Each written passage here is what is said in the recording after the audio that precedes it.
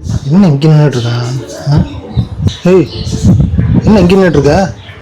அங்க பாருங்க, அங்கே என்ன மாங்காய் எவ்வளோ இருக்கு பாருங்க.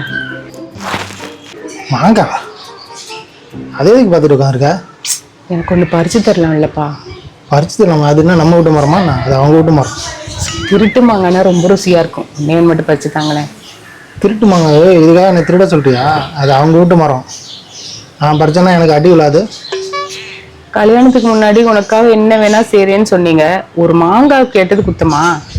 மாங்காய் வேணா நான் கடையில் வாங்கி தரேன். எவ்வளோ வேணுமோ நான் வாங்கி தரேன் கடையில். அது அடுத்தவங்க வீட்டு மரம், நான் போய் எடுத்தேன்னா அடி விழாது. பறிச்சு தருவீங்க மாட்டீங்களா? அது வேணாம், கடையில் வாங்கி தரேன். வேணாம்.